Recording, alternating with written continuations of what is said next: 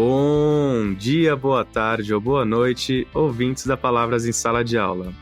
Eu sou Felipe Seriacopi e vou apresentar esse episódio ao lado de Leandro Bernardo, que é responsável pela comunicação da Palavras. Então, Leandro, seja aqui bem-vindo a esse episódio. Olá, Felipe, tudo bem? Mais um programa aqui. Hoje só nós dois, vai ser uma boa conversa. Exatamente.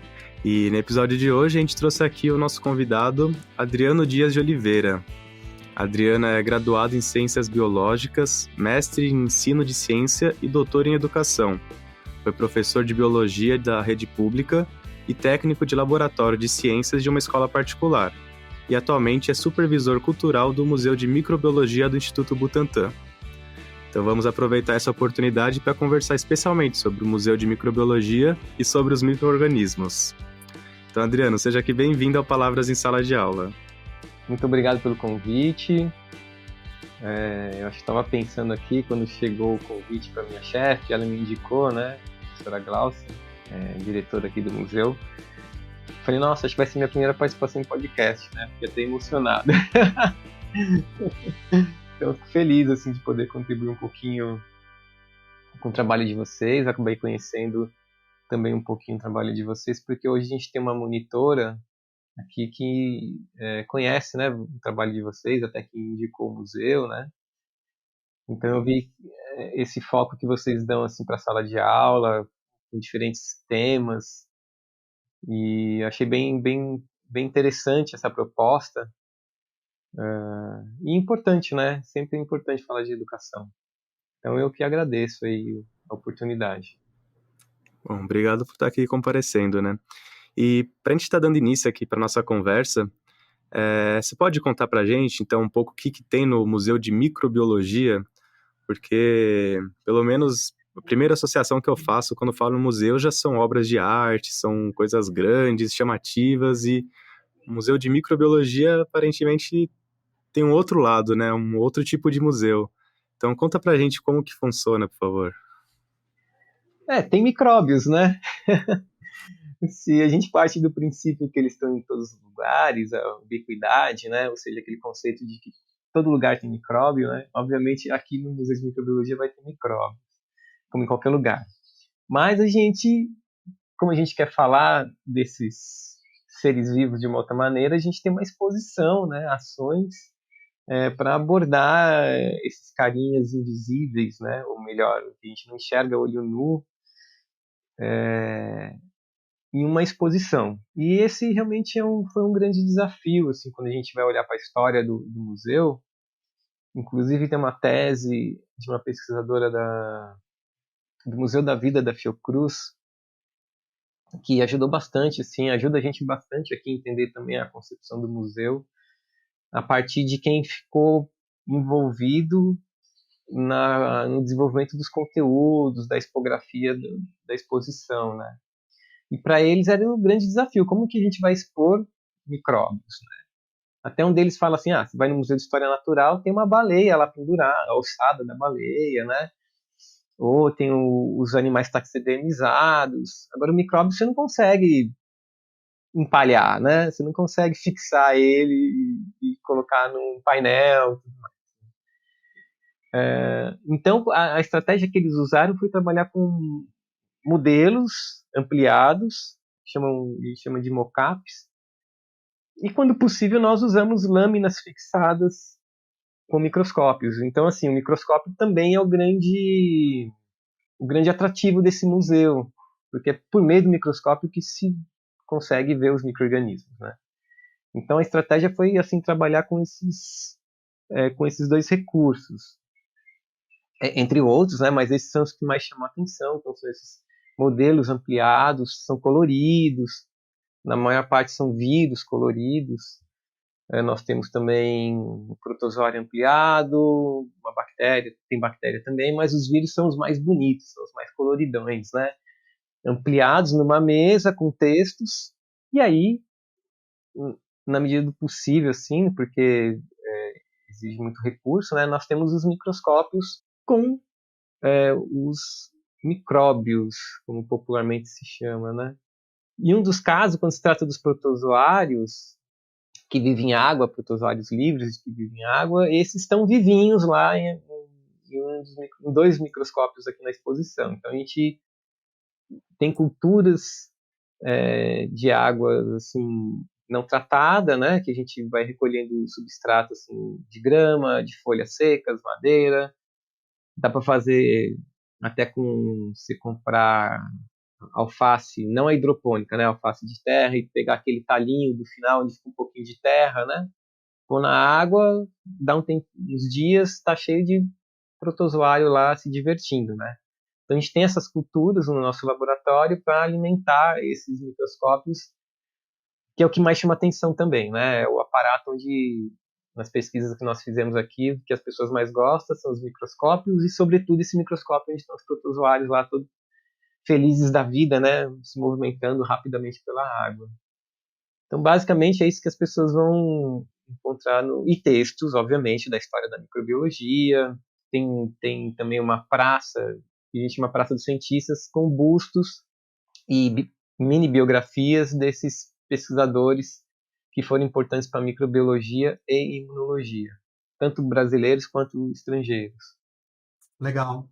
E, enfim, da mesma forma que o Felipe comentou, eu acho que acaba virando quase um senso comum de quem está fora da área de ciências não pensa inicialmente no museu, e a gente também tem um pé muito forte nas ciências humanas. Você pensa no museu de história, ou no museu de história natural, quando você pensa no museu de ciências, enfim, que tem os animais, tem ah, os modelos, as ossadas e etc. E aí eu queria perguntar para você como que é a relação com o público também, se você tem algum contato, como que são as visitações aí, se tem escolas aí, como que são as impressões relativas a experiências comparadas com outros museus, vamos dizer assim. Então, quando chega aí, fala, nossa, mas eu não sabia que dá para ter um museu assim. Tem esse tipo de comentário? Nós recebemos escolas agendadas, como todos aqui no Parque do Instituto, que hoje é nomeado como Parque da Ciência. Então, é um parque que congrega os espaços expositivos e os prédios históricos do Instituto, né? A gente está falando de uma instituição de 120 anos. Então, tem muito prédio histórico tombado, né, pelo Condefat. Então, a história da ciência se passa também por esses prédios, né? E tem os museus. Então, tem o Museu Histórico, que está em reforma, o Museu Biológico, então, as cobras, aranhas, escorpiões, que é o museu mais antigo aqui, o mais conhecido. E o mais recente, de fato, é o Museu de Microbiologia, né? Ele foi criado, inaugurado em 2002, então a gente está fazendo 20 anos, o Museu de Microbiologia. E acho que durante um certo tempo foi realmente... Eu estou aqui há 10 anos, mas na época da inauguração, há 20 anos, eu trabalhava no Museu Biológico, fui da primeira turma de monitores lá, então eu lembro da inauguração. E era algo realmente meio inusitado, assim, nossa, mas como assim Museu de Microbiologia, né? O que vai ter, né? A proposta do museu era, na ocasião, ser um museu mais interativo, né? Do que se buscava, assim, por meio da interação. Então, esses microscópios.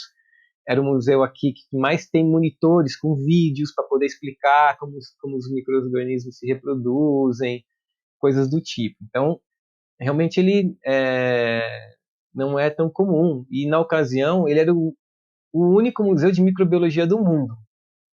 Então, realmente ele é curioso porque ele não é tão comum, né? Realmente, assim, dá para arriscar aí que o senso comum, quando se fala de museu, pensa em objetos que vêm de coleção, né? Aquele acervo, enorme acervo, todo paramentado, né? Todo climatizado, com protocolos,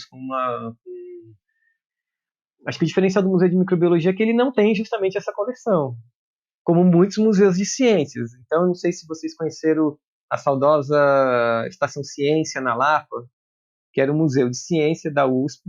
Ele tinha um monte de traquitâneas de física, de química, que eram pensadas somente para exposição. Então, uma característica marcante dos museus de ciências, ou dos science centers, que em tradução é o centro de ciências, eles foram criados para serem uma contraposição, vamos chamar dessa maneira, assim, bem assim, simplista, tá? mas era uma forma de contrapor esses museus clássicos mesmo, né, dos objetos. Então, o que tinha esses centros de ciências? Experimentos.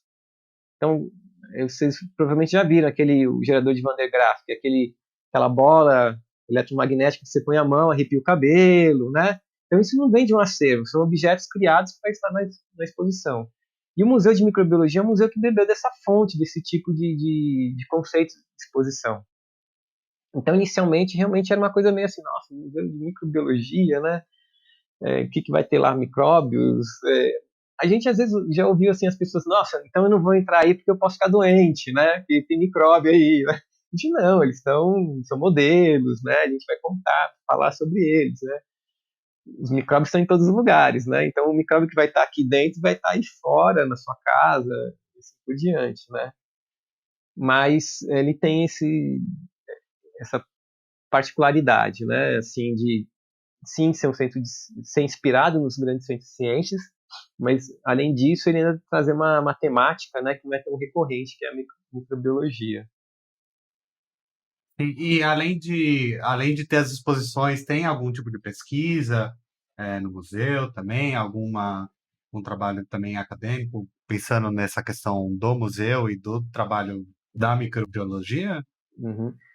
Não, ele é um espaço, assim, por excelência, um museu educativo, né? Se pensar no staff, na estrutura do museu, é composto basicamente por educadores, monitores, né? No meu caso, eu sou supervisor, mas sou supervisor dos monitores e educadores, e uma chefia, né?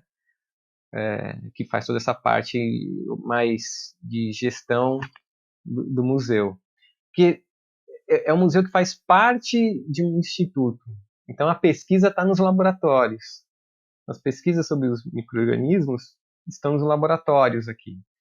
O que a gente às vezes desenvolve de pesquisa é na área da educação, porque a equipe é do setor é um setor educativo. Então a gente às vezes desenvolve uma ação educativa nova e que a gente viu que teve assim, um feedback bem interessante. A gente às vezes faz relato de experiência para congresso. Recentemente a gente publicou um trabalho na BIS, que é uma revista aqui de São Paulo, Boletim de Saúde Pública, que é da Secretaria da Saúde, né, que criou esse número voltado à educação, e a gente foi convidado a publicar um trabalho lá que a gente relata como foi uma experiência de uma atividade remota durante a pandemia, né, uma escola. Então a gente tem um laboratório didático aqui, que a gente recebe grupos de escolas para fazer experimentos. Então são aulas de 2 horas de duração, tudo agendado, né? A gente oferece 3 tipos de módulos e 2 oficinas. Então a gente usa esse espaço para essas atividades. Durante a pandemia a gente fez um experimento com na verdade a escola da Vila, né? Desculpa, a escola aqui da USP, a Colégio de Aplicação, com o professor lá. Então o grupo estava remoto na escola e a gente aqui fazendo experimento com eles. A gente relatou essa experiência, vai ser publicada nessa revista. Então a gente não tem um trabalho de pesquisa em microbiologia aqui, a gente consulta os pesquisadores para isso. E uma dúvida que eu fico, assim, você falou que você está aqui há 10 anos, né, mas esse Museu de Microbiologia é desde 2002, né? Então já tem aí pelo menos 20 anos de existência, né? E nesse período que você esteve no museu, você percebe bastante renovação do que está sendo exposto, porque, querendo ou não, é um museu que está ali associado à USP, né? Então, a USP, querendo ou não, tem pesquisas o tempo todo saindo, novas descobertas. Como esses impactos da universidade acabam chegando para o museu também? Só uma correção, ele é do Instituto Butantan, não Ah, da perdão. USP. Certo, Né? certo. A gente está aqui fisicamente próximos, né? Mas isso não Uhum. quer dizer que a gente também não possa se informar, não tivemos assim, alguns trabalhos, alguma relação com laboratórios da USP, né? Olha, aí que tá, né? Acho que é interessante essa sua pergunta para separar o que é informação de ponta, que eu acho que acontece muito mais nos trabalhos de divulgação científica. Uma exposição é um fenômeno muito mais de uma outra ciência, né? Mesmo que a gente vai falar de conteúdos científicos, mas o processo de construção da exposição é um processo de caráter da museologia. Então, para você mudar uma exposição é um processo muito difícil. Então, o que a gente faz? A gente faz exposições temporárias.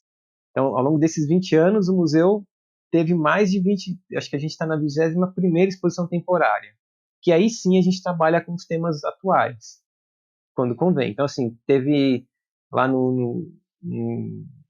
se não me engano, 2008, 2006, aqueles períodos onde tivemos picos epidêmicos de dengue, né?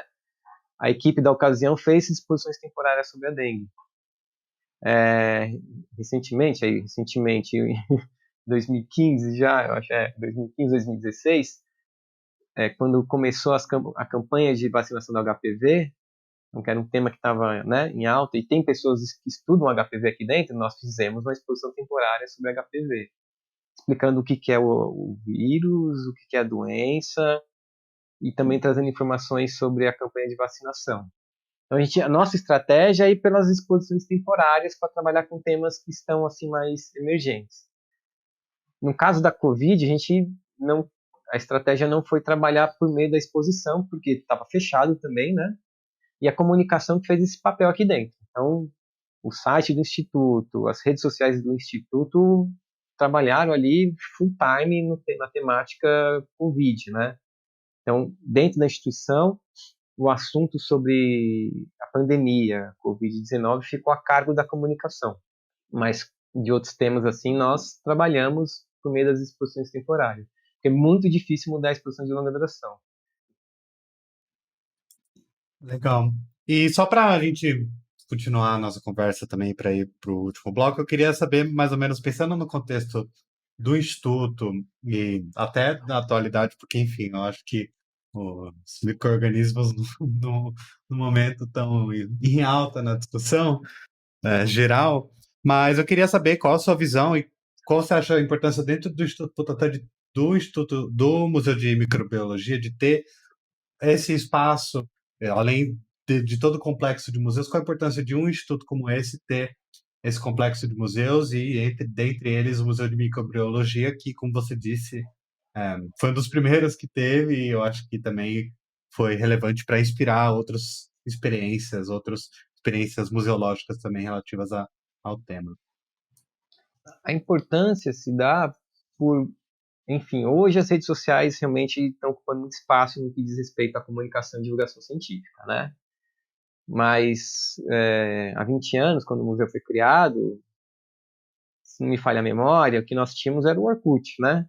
Eu lembro que eu tinha o Orkut, mais ou menos ali em 2004, 2003, e ele não tinha o impacto que tem hoje as redes sociais, né? Que era uma outra finalidade.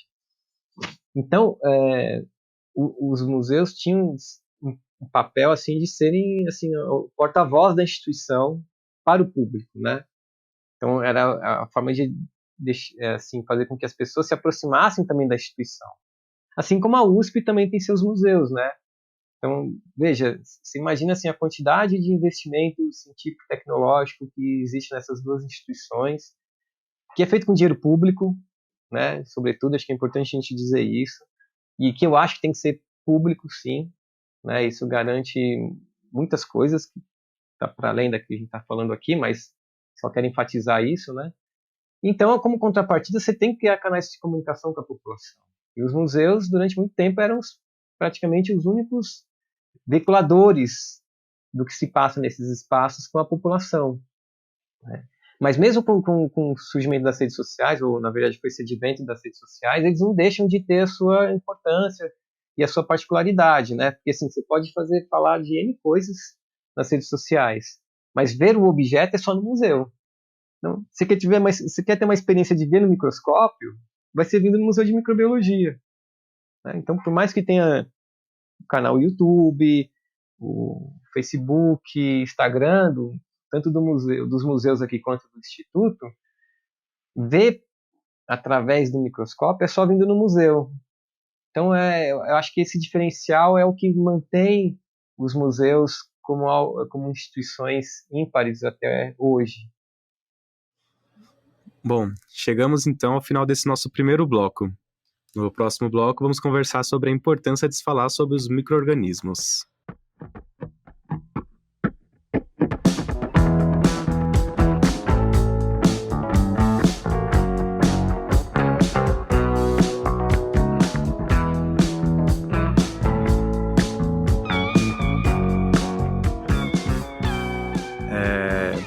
entrando um pouco em tudo que a gente conversou nesse nosso primeiro bloco, da importância de ir aos museus, de ter novas experiências, especificamente os micro-organismos, né?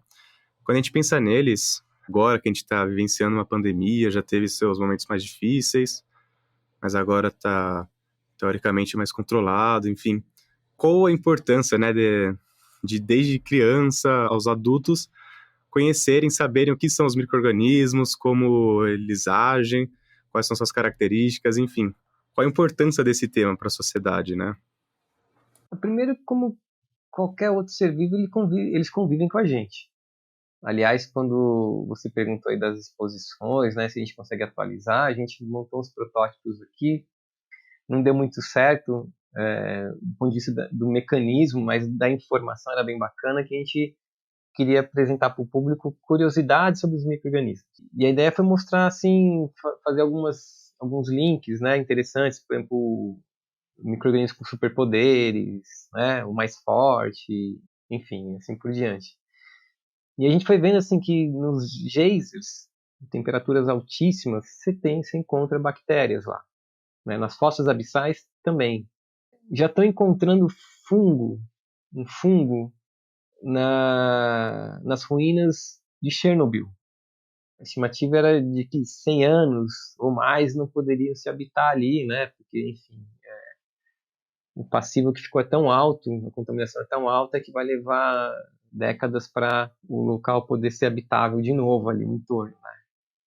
Mas já estão encontrando fungos nas ruínas, não no entorno ali onde a cidade, as casas, não, dentro da usina mesmo. Então é um organismo que vive com a gente, estão aqui muito, muito tempo antes da gente no mundo. E se um dia né, a nossa finitude for de espécie, não só de indivíduos, né, é muito provável que só os micro-organismos fiquem aqui nesse mundo ainda perambulando. Então, eu acho que parte daí, porque nós somos partes dessa relação deles, né? Então, assim, você tem micro-organismos no seu intestino que é imprescindível ter no seu intestino uma flora, né, de micro-organismos para poder ter seus processos de digestão. A gente já está identificando micro-organismos que ficam, né, na nossa pele, que coabita na nossa pele, e que são importantes, às vezes, como barreira de invasão de outros micro-organismos no nosso organismo. Nós temos mais organismos no nosso corpo do que células. Então, nós somos também micro-organismos, né? Em parte, assim. Então, acho que mostrar não só essa questão da saúde pública, porque do ponto de vista da história natural, né, vamos chamar dessa maneira, o entendimento e a descoberta dos micro-organismos sempre estiveram associados às doenças. Então, todo investimento de pesquisa, inicialmente, era associado a combater esses micro-organismos.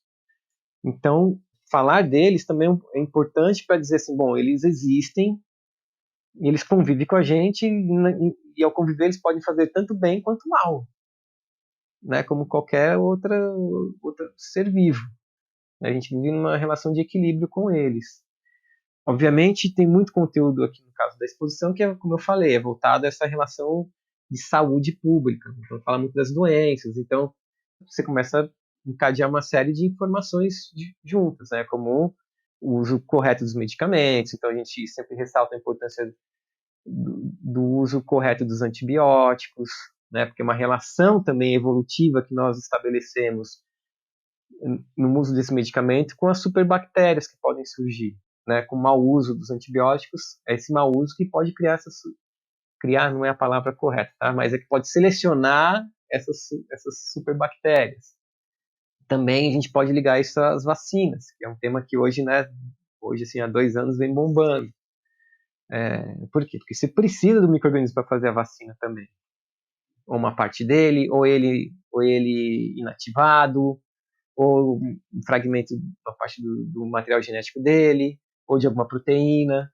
Então, junto, né, ao falar do micro-organismo, você também começa a trazer os fundamentos básicos assim das pesquisas, né, da ciência por trás do entendimento dos micro-organismos. Porque, veja, combater doença a humanidade sempre fez, né?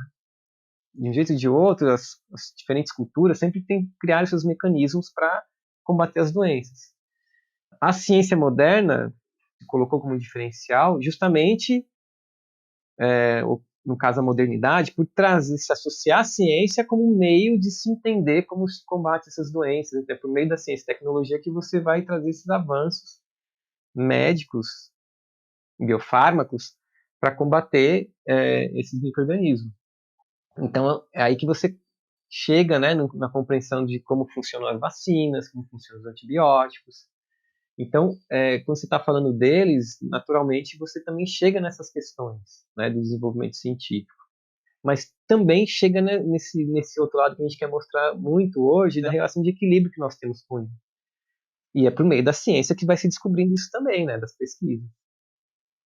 É interessante que você citou, porque se alguém fala assim, a gente tem mais micro-organismo que célula, a pessoa, enfim, tem até pessoas que têm algum tipo de pânico presente nisso, porque se fala, meu Deus do céu, tem um monte de bicho em mim e tal, mas não, é uma coisa mais. Da mesma forma que você falou, pode fazer bem, pode fazer mal, tá lá.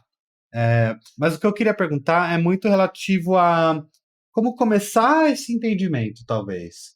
Como que a gente pode iniciar, por exemplo, uma criança menor, assim, a ela entender que existem coisas que ela não consegue ver que estão por aí, estão em todo lugar, e que elas têm uma relação com a gente, e podem ser positivas ou podem ser negativas. Enfim, você já foi professor de ciências também, eu queria saber se você tem alguma experiência relativa a isso, ou se nas visitas que vocês têm aí no museu, é, se tem crianças pequenas, tem algumas questões ou tem alguma dificuldade enquanto a isso, e como vocês trabalham em cima disso. Olha, as crianças, né, a gente assim, é comum falar, vai ser difícil. As crianças, cara, tiram de letra, sabe? Às vezes são os mais ali no ensino médio que a gente tem dificuldade porque nessa faixa etária já mais pré-universidade aí, né? Você já não está mais falando basicamente ali da história natural dos micro-organismos, né? Você já quer mostrar como são os mecanismos da criação da vacina. Então você começa a entrar nas questões muito mais tecnológicas do que aquele do que entrar no pensamento científico, entendeu? Falar sobre o pensamento científico. E as crianças estão mais abertas a isso, né? Basta se você com o microscópio você mostrar células da boca, por exemplo, né? Que às vezes vem bactéria junto quando você fixa ali. Ela já pumba, né? Você fala assim, ó, são invisíveis, são pequenininhos, a gente não vê olho nu, então a gente precisa do microscópio. E aí eles começam a entrar num entendimento assim muito interessante. A gente tem uma exposição, é legal você ter tocado nisso que eu não falei ainda. A gente tem uma exposição aqui só para crianças pequenas. Na verdade, ela foi pensada para crianças de 4 a 6 anos, mas os de 8, 10 anos também se diverte lá, não sai de lá, né? Então, assim, extrapolou aí essa faixa etária. E aí, essa exposição foi inaugurada em 2010, mas a equipe, na ocasião, começou uma pesquisa em 2008 com crianças da creche que tinha aqui no Instituto e crianças da creche da USP para pensar nessa exposição. Então não foi assim, a gente acha que tem que colocar para as crianças aqui, né? Não, vamos partir daquilo que as crianças sabem ou que é preciso saber, né? Mas pelo entendimento da criança. Então fizeram várias pesquisas com as crianças aqui. Então foi montado protótipos assim de lupas, de microscópio, de vídeos também, né?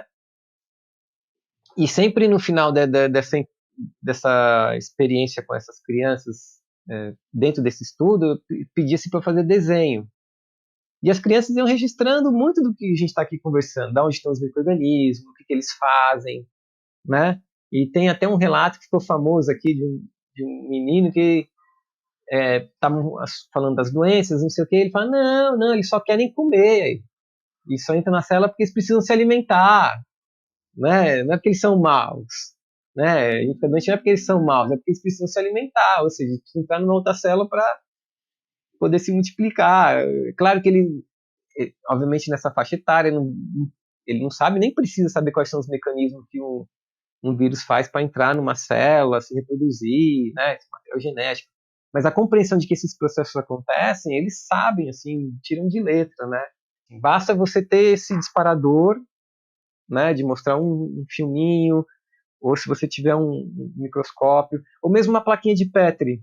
Se você tiver uma plaquinha de Petri com as colônias, você fala, olha, tá vendo essa colônia aqui, essa coisinha dessa cor, tal, isso aqui é um monte de bactéria juntinha, vai se duplicando, se replicando, replicando, né, se multiplicando e forma essa colônia. Aí usa modelos também, a gente usa muito modelos, né? Então, uma prancheta com uma célula, com uma bactéria, depois com duas, e aí vai se multiplicando exponencialmente, né? E aí fala, ó, ela vai crescendo tanto que fica desse jeito aqui na plaquinha. E aí eles captam, assim, super captam. Assim. E queria saber, para você mesmo e para o pessoal do museu, assim, se vocês sentiram que com a pandemia esse assunto ficou mais vivo, né? Porque a impressão que eu tenho é que as pessoas começaram a querer entender melhor também, principalmente a questão do vírus, né? Mas desses micro-organismos que a gente não consegue ver, a gente só ouve falar, enfim. Então, se vocês sentiram que houve uma procura maior pelo museu, ou se as crianças já chegam hoje em dia com perguntas diferentes, como que mudou essa interação entre vocês, que são da área, e pessoas que não conhecem a área? Olha, a gente abriu o parque aqui de junho para julho, né? Julho foi um mês, nos últimos 5 anos, com certeza, foi o julho mais cheio que nós tivemos aqui. Realmente, assim, veio famílias e famílias, tem recebido. Os finais de semana, ainda, esses finais de semana que fez sol, a equipe aqui fala, nossa, foi cheio, veio o grupo, então tá vindo direto final de semana, então, assim, acho que a procura cresceu mesmo, por conta, primeiro, que o pessoal ficou 2 anos sem poder fazer visitas, né? Acho que tem isso. Mas é porque é um tema que ficou em alta. Então, acho que a junção desses dois fatores, com certeza a gente viu na quantidade de visitantes. Isso certamente a gente viu. E assim, como eu falei, são famílias, né? Então, você pode ter certeza que são os responsáveis pelas crianças que estão preocupados em trazer elas para esses espaços, para que elas também tenham essa vivência, né? E que bom que tem esses espaços, né? Porque quando uma família vai, com certeza, eles não estão pensando só também na criança, né? Querendo ou não, eles sabem que eles indo lá também eles vão estar aprendendo coisas novas, né? Então, mostra a importância de ter esses ambientes em que as pessoas possam ir, visitar, conhecer e descobrir coisas novas que hoje em dia, às vezes a gente pensa que pela internet vai ter tudo, mas a gente esquece também que no presencial a gente consegue conhecer coisas novas e com outros olhares, né? Ter experiências diferentes, mais imersivas, enfim. É, ainda bem que existe esse tipo de ambiente, né? E até queria perguntar para você relativo a exatamente essa questão, porque, enfim, nem todo lugar vai ter um museu desse tipo, ou vai ter uma estrutura com um microscópio, vai ter um laboratório de ciências, muitas escolas acabam não tendo, não tem recursos também para ter perto. Como você acha que essas falta de possibilidades eventual dentro de uma escola ou numa comunidade ou numa região podem, não sei se ser contornadas, mas não ser muito afetadas a partir, talvez, do trabalho do ambiente digital ou de fazer uso de, enfim, maquetes, mockups, materiais mais lúdicos também. E como você acha que isso pode ser trabalhado em situações que a possibilidade de recursos também não é tão mais limitada? Acho que isso é um desafio, né? Entra ano, sai ano, se colocam essas perguntas. Existem as alternativas, então você consegue. Nós temos, por exemplo, um curso de professores que a gente dá anualmente aqui, oferece anualmente. Esse curso tem coisas teóricas, de educação, ensino, né? Então não teóricas de microbiologia, então de ensino de ciências, e as práticas no nosso laboratório. Então, né, a gente fala, olha, como você fazer esse cultivo desse micro-organismo, como você manter esse cultivo. A gente tem essas técnicas também.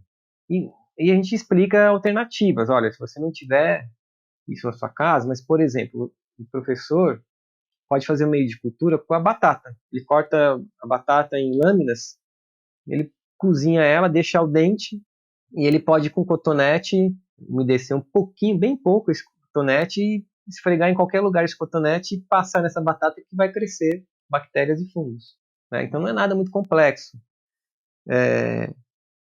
Mas eu sempre penso assim que isso são alternativas, e eu acho que a gente tem que apresentar essas alternativas, mas a gente sempre tem que brigar para que as instituições tenham recursos, porque o dinheiro existe, né? O dinheiro público existe, ele está represado em algum lugar que não vai para esses que deveria ser a finalidade desse recurso. Então acho que a gente tem que sempre procurar assim pessoas que representam, que estão comprometidas com a melhoria do ensino, mas também pela estrutura, né? Pelo financiamento, pelos recursos, porque com recursos você consegue comprar esses materiais e professores capacitados e comprometidos, você consegue fazer bom uso deles, né? A gente tem kits didáticos aqui que, quando a escola vem para atividade no laboratório pela primeira vez, ela traz um ofício e a gente dá um kit didático para uma escola que, por exemplo, se não tiver um laboratório, o professor pode fazer numa sala de aula alguns experimentos de microbiologia. Mas, assim, a gente sabe que são poucas escolas que conseguem chegar até aqui, né? Quem sabe um dia a gente consegue um programa que possa distribuir esses kits, né? Assim, treinar os professores para usar esses kits. Então, eu gosto de olhar mais por esse caminho, assim, poxa, como poderia, né, trilhar caminhos para que esses materiais chegassem ou que cheguem a esses locais mais remotos, né? Exato, até porque tem o risco de romantizar essa questão, né? De você tentar pegar a necessidade e você transformar ela numa situação, olha, de superação e tal. Não, não é isso. A questão é que é uma coisa extremamente paliativa para resolver um problema estrutural, de formação de professores e de espaços realmente que tenham condições de dar um ensino adequado, consigam mostrar de fato essas coisas. Quem dera se a gente tivesse um museu de microbiologia em todo canto, né? Ou pelo menos um laboratório de ciências que tivesse uma cultura, que tivesse culturas capazes de mostrar para os alunos o que de fato o que de fato são essas culturas, o que são esses micro-organismos. Você falou um Mas, ponto, desculpa te interromper, mas de claro, romantizado, assim, eu acho que você pegou num ponto muito importante, porque a gente pode fazer um paralelo, por exemplo, com a questão ambiental. É, assim, nos anos 90, isso cresceu. Eu lembro que eu estava no colégio e passei para a graduação nos anos 90. Então, a temática ambiental já era uma abordagem que tinha lá no ensino, né? Justamente por causa da Rio 92, aqui no Brasil. Então, que teve de escolas desenvolvendo trabalho com PET, né? Não, pode ser coisa simples, não, né? E esqueceu de também trabalhar do ponto de vista político, que a questão ambiental passa por uma questão política mesmo, né? Então não adianta a escola ficar recolhendo um monte de PET para fazer traquitanes de PET, né? E esses PET volta para onde ele iria, né? Simplesmente, né? Porque ele não tem serviço, né? A questão não é essa, né? Então uma hora a gente começou a ficar crítico em relação a isso. Olha, vamos fazer uma atividade aqui no final, então uma conscientização ambiental, então o pessoal faz algum material de PET, aqui, microscópio de PET, célula de PET. Legal, isso vira nota, mas depois esse PET que virou uma célula no microscópio vai para o mesmo lixo que a garrafa. O que está mudando de ponto de vista atitudinal e comportamental nessas gerações? Então, estou falando lá desde os anos 90 e o problema ambiental ainda está até hoje. Então, esse olhar romantizado, que é fácil, simples, ele tem um limite. Bem, chegamos então ao final desse nosso segundo bloco. No próximo bloco, a gente vai conversar sobre o papel do professor em relação ao ensino de ciências e de micro-organismos. Você está ouvindo o podcast Palavras em Sala de Aula, uma produção da Palavras Projetos Editoriais. Bom, Adriana, aqui na nossa conversa, a gente, pensando um pouco, como eu disse, na questão do professor em sala de aula, né? Você trouxe alguns exemplos, né, de como trabalhar a ciência também. Então, se tiver um laboratório, uma condição boa, de trazer exemplos mais práticos, como você falou da questão da batata, e também sem deixar de lado, né, essa questão mais crítica, né, que você trouxe em relação ao meio ambiente, que você trouxe no bloco anterior. Então, quando a gente pensa no ensino de ciências como um todo, Como você vê a importância do professor para estar direcionando os alunos assim para conseguirem trabalhar tanto os aspectos mais conteudísticos, mas também as questões mais críticas, né? De entender o que está sendo trabalhado é o que reflete no nosso dia a dia, né? Então, se vai trabalhar micro-organismos, é entender o que eles são e como eles estão interagindo com a gente, né? Então, um professor de ciências, o que é importante ele ter e qual é que é esses pensamentos, né, para levar para os seus alunos também. Eu vou até aproveitar que eu falei do curso, né, dos professores. Eu acho que a minha resposta vem um pouco aí do que a gente tem sempre pensado para esse curso. Acho que o que ele tem que buscar hoje em dia são as metodologias. Porque, veja, se a gente der uma googada aqui agora e colocar HPV, você tem aí, é um vírus, HPV é um vírus, assim, essa, causa, né, doenças, blá, blá, blá. A informação hoje, ela está, assim, muito acessível, né? Então, o diferencial que o professor acho que pode ter é quando ele se apropria de boas metodologias para aquilo que ele quer ensinar. Então, se a gente está falando de ciências, eu posso, às vezes, dar o conteúdo de ciência, os alunos até replicarem, assim, nos exercícios, reproduzirem isso, saberem, às vezes, responder uma prova, no trabalho, ter um certo entendimento desses conteúdos, mas ele pode não entender de ciência. Então, são as metodologias que acho que vão dar mais suporte para o professor, e além dos conteúdos. Como eu falei, né, o conteúdo de uma googada se pega. Agora, a compreensão da ciência é muito mais complexa do que uma listagem de conteúdos que eu posso decorar ou criar meios na estratégia de decorar esses conteúdos. Então, a gente sempre está olhando mais aqui no ensino da ciência, no caso da ciência da microbiologia, mas de metodologias que podem ser aplicadas, usadas em outras ciências também, né? Então, eu acho que hoje em dia, assim, o que a gente trabalha muito aqui é, por exemplo, o ensino por investigação.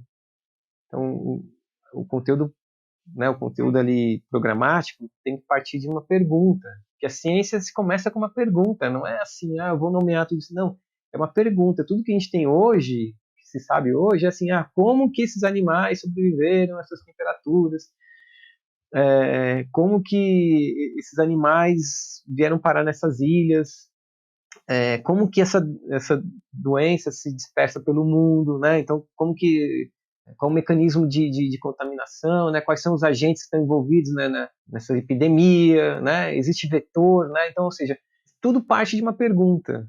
Então, eu acho que se ele começar a trabalhar com essas perguntas, criar boas perguntas, é um bom caminho, né? Porque aí cabe mais aos alunos tentar responder essas perguntas. E aí que você vai introduzindo a forma de pensar cientificamente, né? Porque responder a pergunta também eu posso responder de qualquer outra forma, né? Mas aí cabe o professor trazer os meios para se responder essas perguntas. Acho que também vale muito a pena os professores irem atrás da história da ciência, né? A gente trabalha muito pouco a história da ciência, e ali às vezes está o próprio caminho para ele ensinar determinados temas. Então, eu acho que o que a gente tem procurado aqui no que diz respeito a trabalhar com o professor é mostrar muito mais isso, né? A importância das metodologias.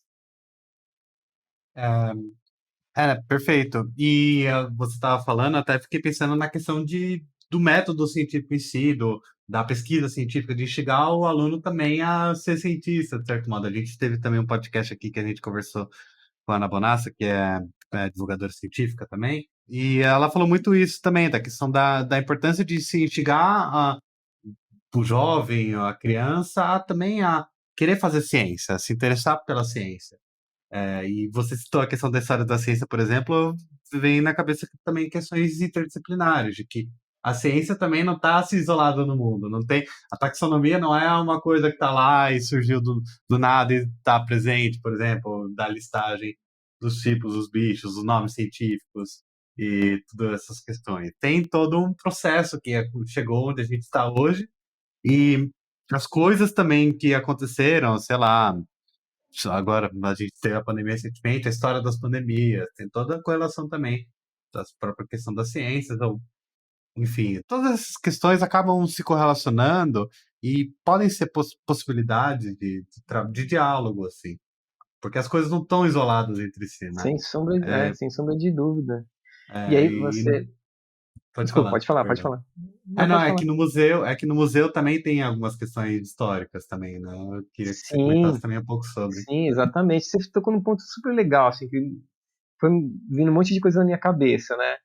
Ainda sobre essa questão do professor. Eu levei muito tempo para perceber que tinha um problema, assim, na minha forma de lidar com a disciplina biologia quando eu era professor, né?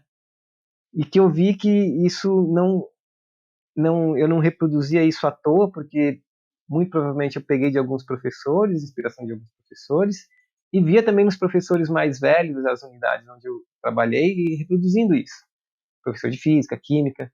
E um grande erro que existe no ensino de ciências é achar que todo professor de biologia tem que projetar num aluno um mini biólogo, ou um futuro biólogo no ensino médio. E todo professor de física projeta um mini físico, sabe? Ou um futuro físico ali um pré-vestibular de física. E aí levei muito tempo para perceber que o erro, um erro, não sei se erro é a palavra, mas um equívoco é esse. Porque a gente está formando um cidadão.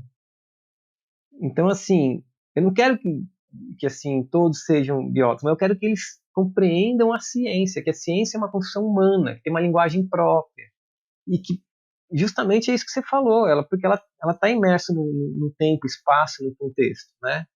Então a gente não pode cair nesse reducionismo de que vai instigar, é só instigar a curiosidade científica. Não, eu posso instigar a história. A história tem coisas fantásticas, e pelo entendimento de história eu consigo chegar também na ciência, na filosofia, né, em outras áreas. Então o instigar está em tudo, né? Se você fizer uma boa pergunta que tem um contexto, um fundamento histórico, você está instigando os estudantes, né? Então sempre tem uma história por trás de qualquer conhecimento científico.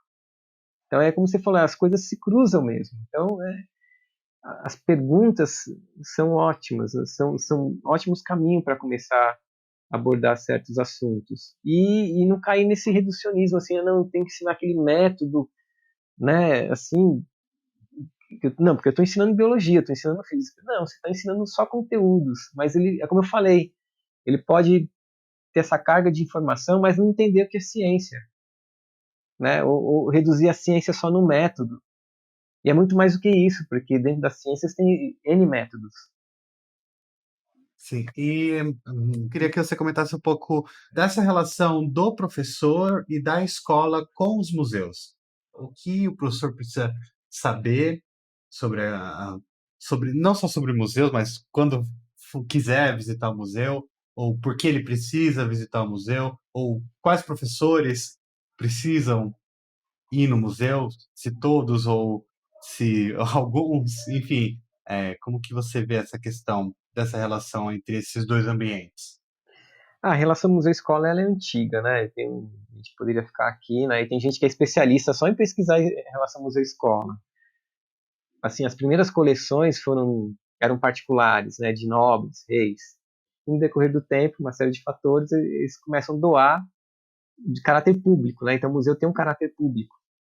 Essas doações, essas coleções têm essa trajetória. E algumas dessas pessoas que fazendo essas doações, deixavam muito claro que elas estavam doando esses materiais com finalidades educativas. E aí quando você tem esse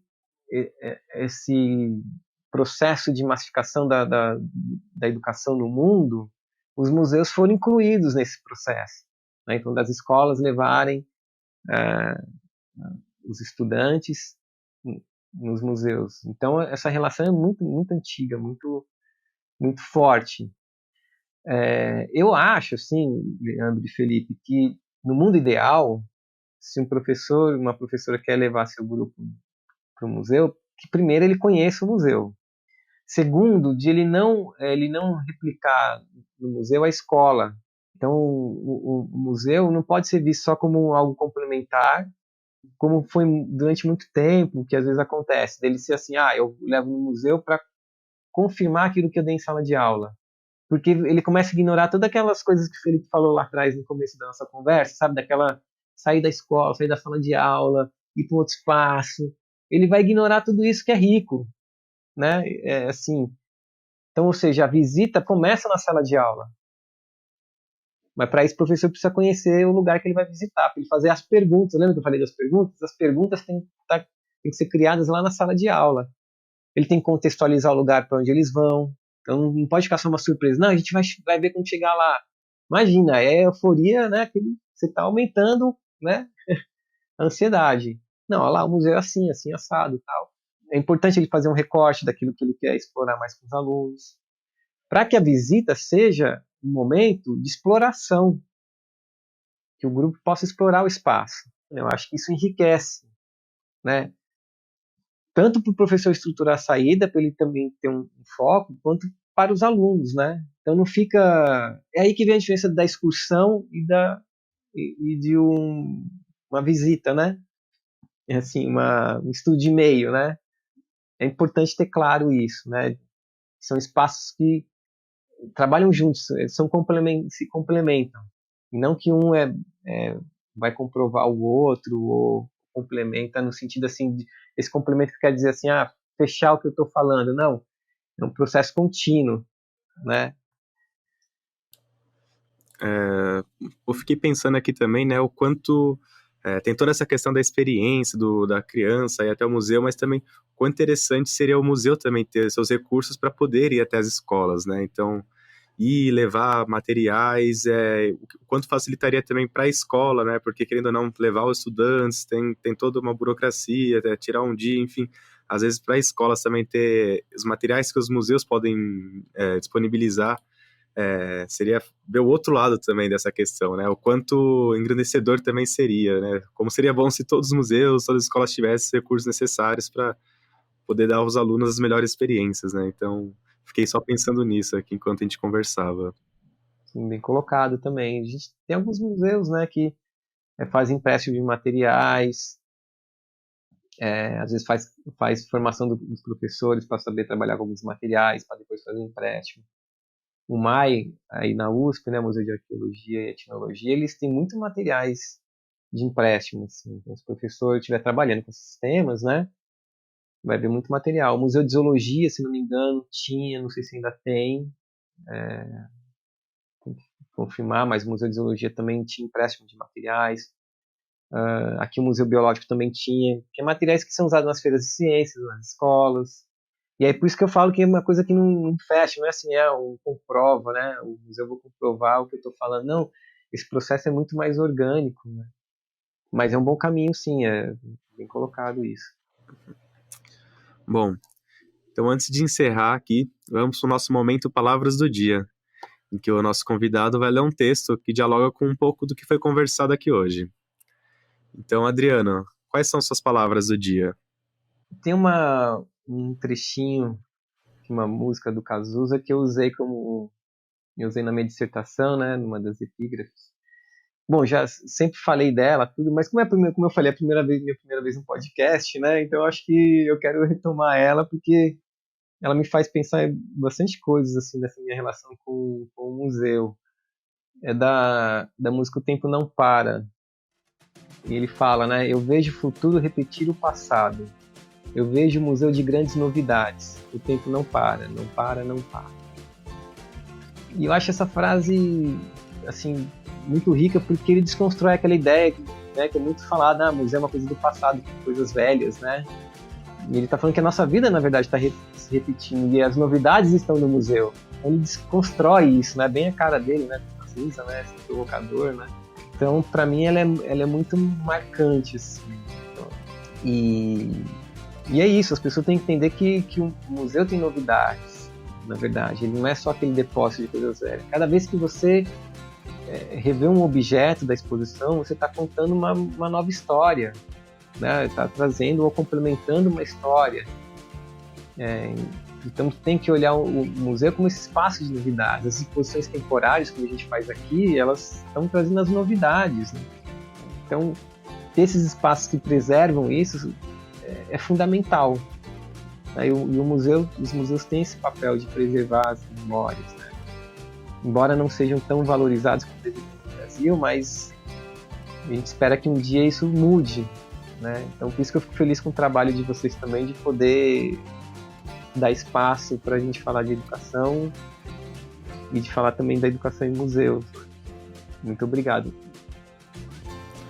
Bom, a gente agradece muito mesmo aqui sua presença. Acho que a conversa de hoje foi muito boa. Sua fala final agora foi essencial também. Queria aqui agradecer demais mesmo. Muito obrigado por ter participado.